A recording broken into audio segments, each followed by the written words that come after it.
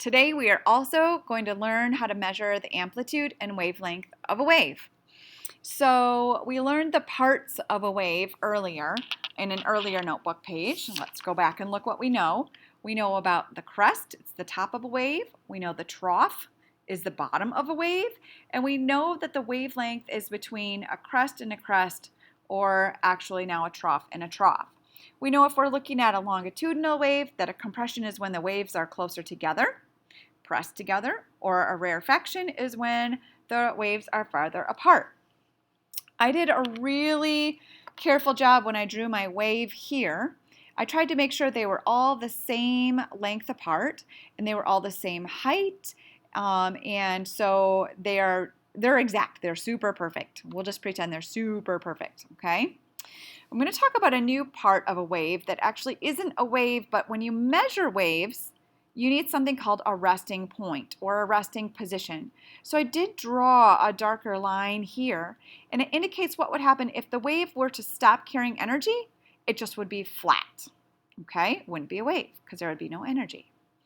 All right, so just as a reminder, a wavelength can go from crest to crest. We wrote that here. And wavelength can also be measured from trough to trough. It really can be measured from two adjacent points from exactly following waves that are adjacent. But I don't want to confuse you, and I'm not going to get very in-depth with that, but wavelength is from crest to crest for our purposes and trough to trough, okay?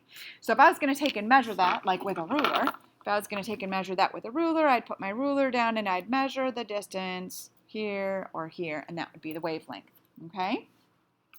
So the next piece that we need to look at is called amplitude. Say it with me, amplitude. The amplitude is really how high a wave is or how tall it is, and it really does indicate how much energy a wave has. So the amplitude is measured from the resting point or the resting position to a crest, or from the resting point to a trough. You see how I drew that line kind of there?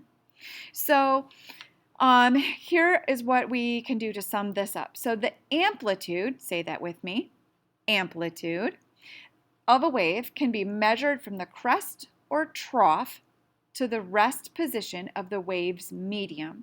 So again, remember a wave's medium has to do with what it's traveling through, right? So whether it's traveling through a liquid, a gas, or a solid. So the wavelength, say it with me, wavelength.